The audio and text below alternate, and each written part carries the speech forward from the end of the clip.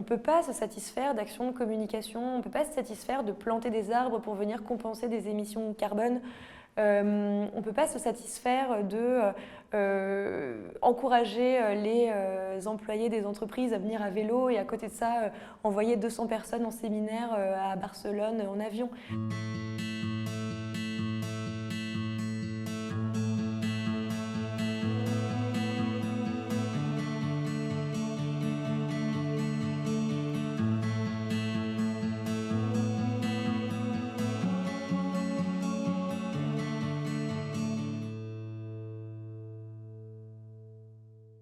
Bonjour Hélène. Bonjour Sonia.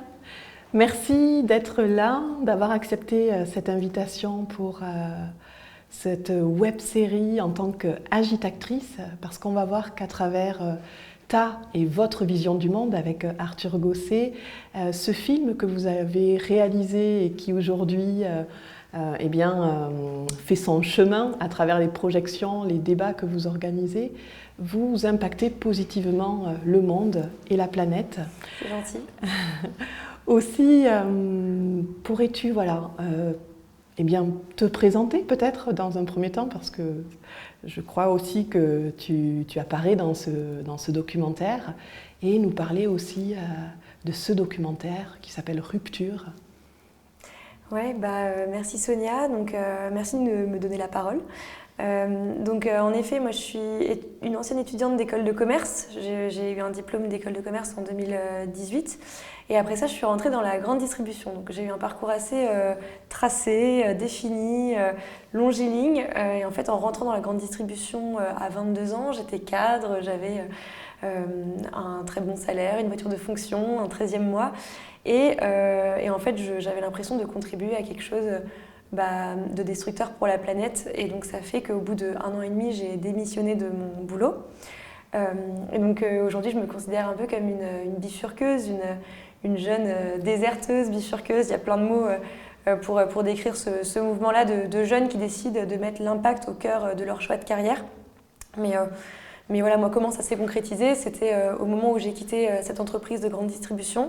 J'ai lancé mon propre projet, donc à ce moment-là, j'ai créé une conserverie anti-gaspillage au Mans qui s'appelle 28% et qui fonctionne aujourd'hui très bien.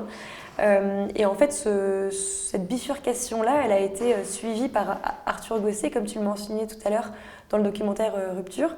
Donc moi, j'ai accompagné Arthur sur la réalisation et sur la production surtout de Rupture.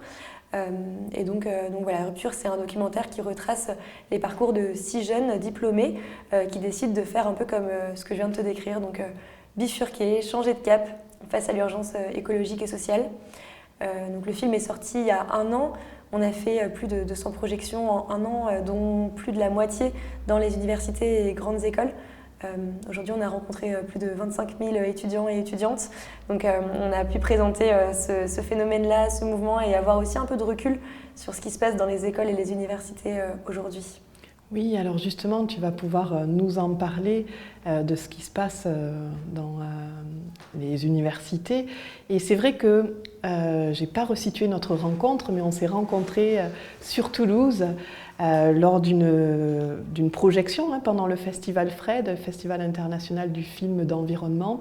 Et il est vrai que quand j'ai vu votre film, et je l'ai vu plusieurs fois, j'ai été touchée à chaque fois de par ce choix de vie quelque part que vous faites chacun à un moment donné pour mettre au cœur de votre quotidien les enjeux climatiques au lieu effectivement de suivre une voie toute tracée et peut-être se dire bon, c'est pas grave. Non, vous en faites vraiment votre quotidien et ça m'avait touchée et c'est aussi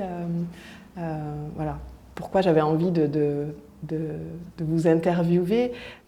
Ouais, alors en effet, le FRED, la projection au FRED, c'était une de nos premières projections, donc tu as vu vraiment au tout début de l'histoire de Rupture.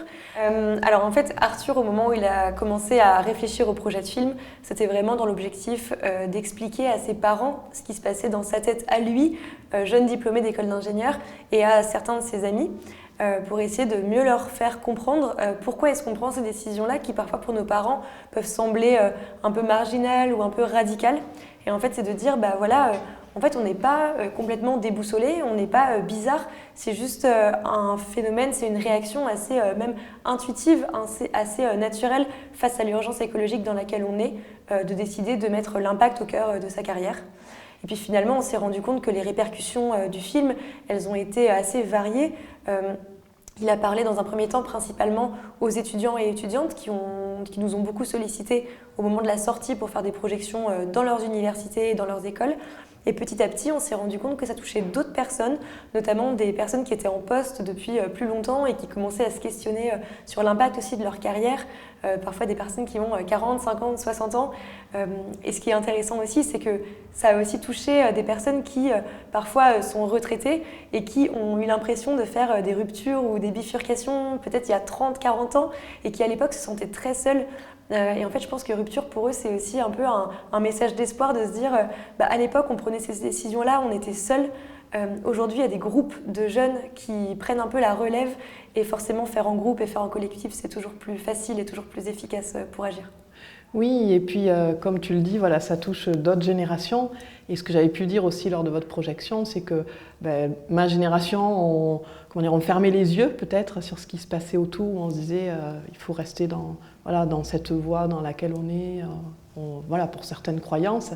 Et vous, cette génération-là, vous osez justement sortir de la voie toute tracée. Et justement, à travers ces projections dans les écoles, qu'est-ce que vous avez pu ressentir ou vous apercevoir de cette génération qui est la vôtre par rapport à demain, par rapport à... Ouais. C'est intéressant parce que tu dis qu'on ose et c'est vrai qu'on nous a beaucoup dit qu'on était courageux de prendre ces décisions-là parce que oui, sur le court terme, c'est plus facile d'avoir un CDI, un 13e mois et de contribuer à une entreprise qui détruit la planète mais en ayant un très bon salaire. Mais en fait, je ne pense pas que ce soit vraiment du courage. Je pense que déjà, il y a une forme de responsabilité du fait que quand on est diplômé de grandes écoles, on a le choix. On peut se permettre de prendre des risques dans notre carrière. On sait qu'on a peut-être des privilèges aussi sur le point de vue familial. On sait que nos parents pourront nous accueillir si jamais on a des problèmes financiers.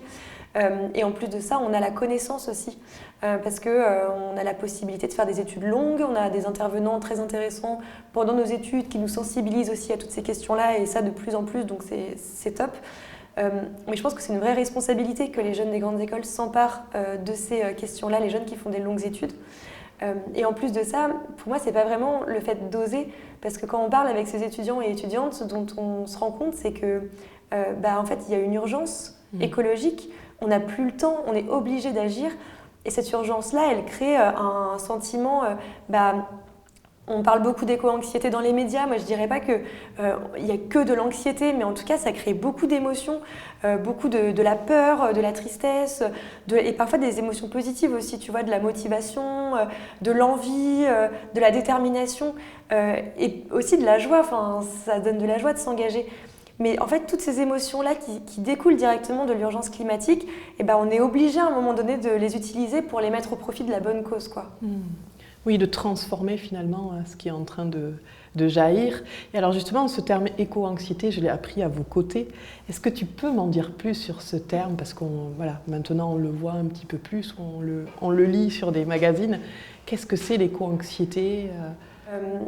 L'éco-anxiété, si on définit ça hyper simplement, c'est l'anxiété, l'angoisse, l'inquiétude au regard de l'avenir climatique. D'accord. Donc c'est de se dire qu'au moment où on prend conscience de ce qui risque de nous arriver et de ce qui va nous arriver et de ce qui nous arrive aussi déjà en lien avec le dérèglement climatique, donc tous les effondrements à venir, les migrations climatiques, les zones invivables sur Terre, certains endroits où l'air sera irrespirable, la crise de la biodiversité avec plus de la moitié des vertébrés qui se sont éteints dans les dernières dizaines d'années, l'épuisement des ressources et la remise en question de la survie même de l'homme.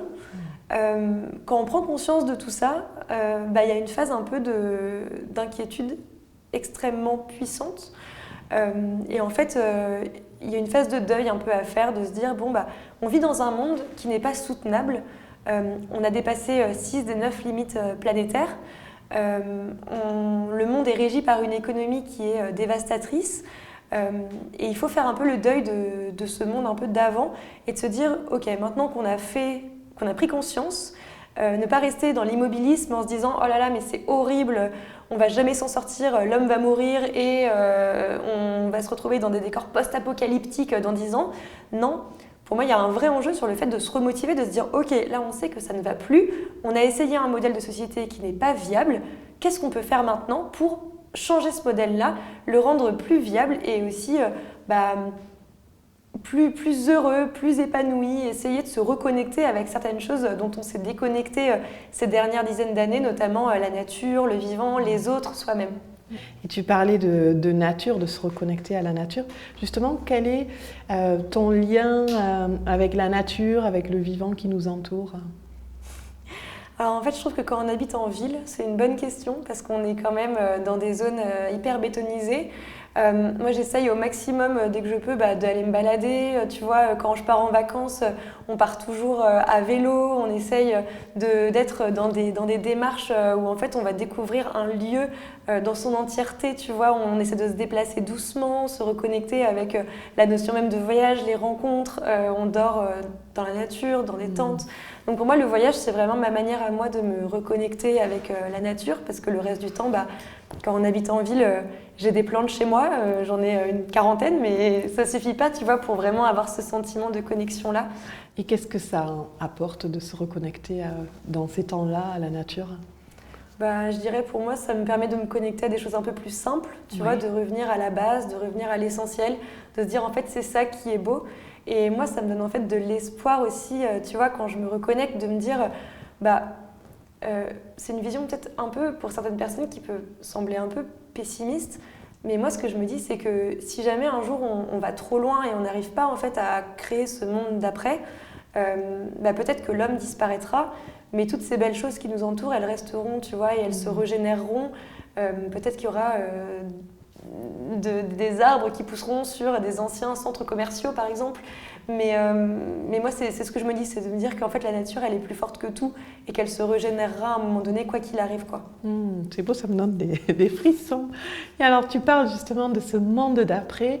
Quelle en est ta vision du monde pour mieux s'en saisir et y contribuer ou être agitateur ou acteur de ce monde d'après ? Ouais. Alors je trouve que c'est une super question et j'en parlais l'autre jour justement avec Yannick et Sandrine Roudot qui ont tous les deux co-créé la maison d'édition qui s'appelle La Mer Salée. Et en fait, c'est une maison d'édition où l'objectif est de dépeindre un futur désirable. En fait, leur constat, et ça je trouve ça passionnant, c'est de dire aujourd'hui, quand on parle du futur, quand on pense au monde d'après, on pense soit à un monde post-apocalyptique, comme je te le disais tout à l'heure, où on imagine des paysages noirs et gris, avec des arbres complètement brûlés et des ruines. Ou alors on passe plutôt à un futur high-tech, où tout est régi par le numérique, où on est dans des scooters volants et on peut se téléporter. Et en fait, aujourd'hui, le constat, c'est un peu de dire il n'y a pas vraiment de personnes qui dépeignent le monde désirable, soutenable, durable, dans lequel en fait, on pourrait tendre et dans lequel il faudrait qu'on essaye de tendre dès maintenant, qui serait un monde plus joyeux, tu vois, où justement on est plus connectés les uns aux autres, où en fait on consomme différemment, on voyage différemment, on habite différemment, on se connecte différemment les uns et les unes avec les autres.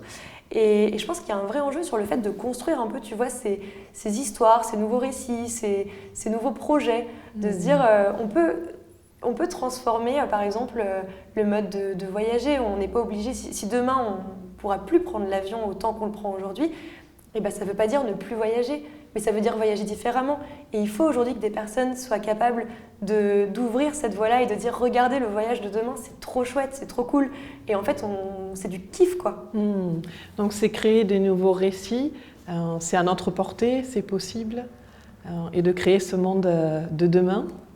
Moi, j'y crois, je pense vraiment que c'est possible.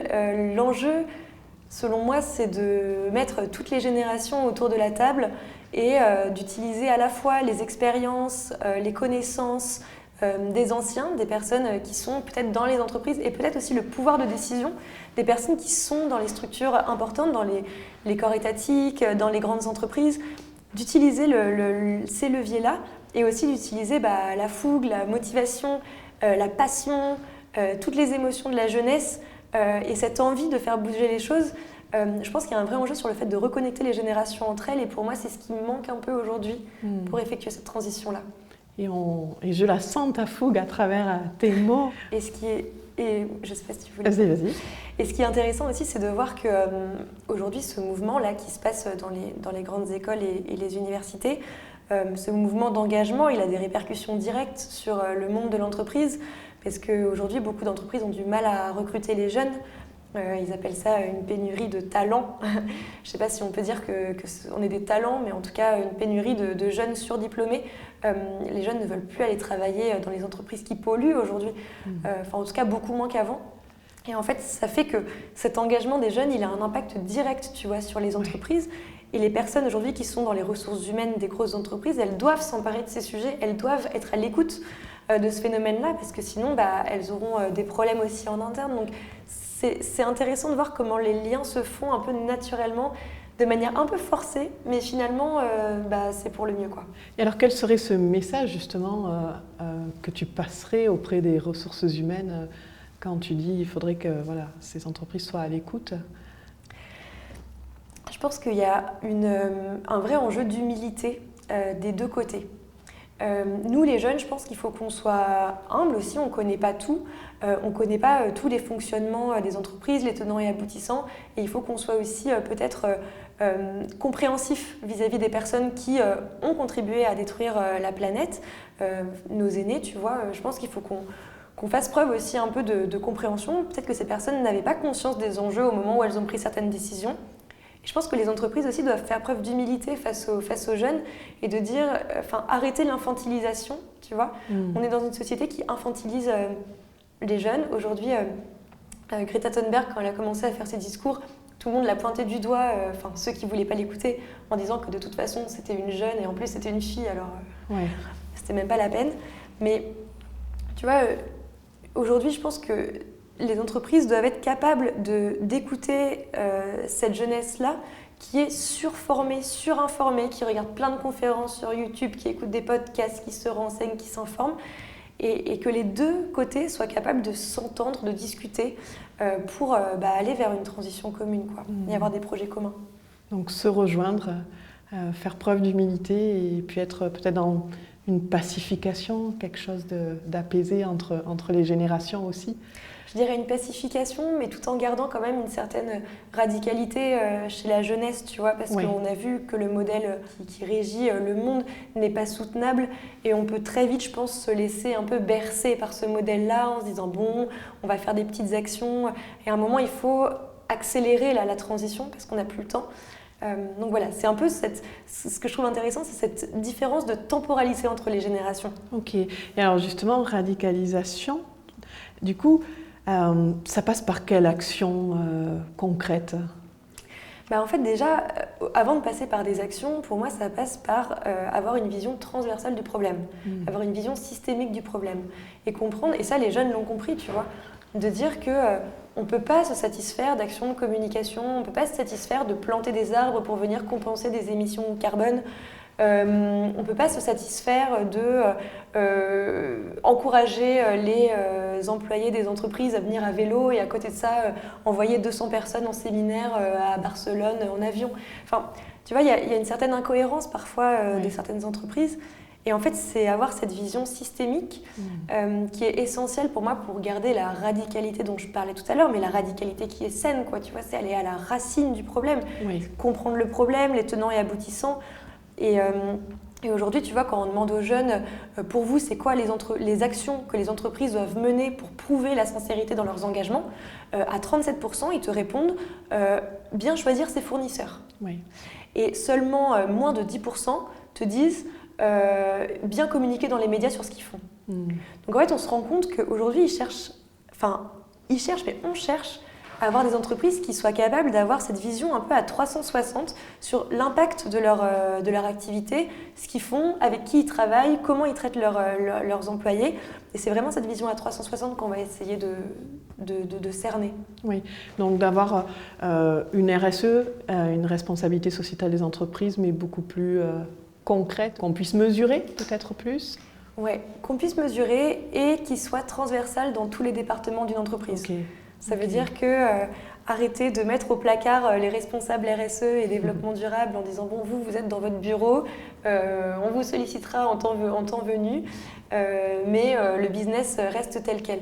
Non, il y a vraiment un enjeu sur le fait de faire que chacun et chacune dans une entreprise s'empare de ces sujets, même sans forcément être dans l'équipe RSE, mais que ça vienne aussi des pôles finance, des pôles recherche et développement, des pôles marketing, des pôles communication.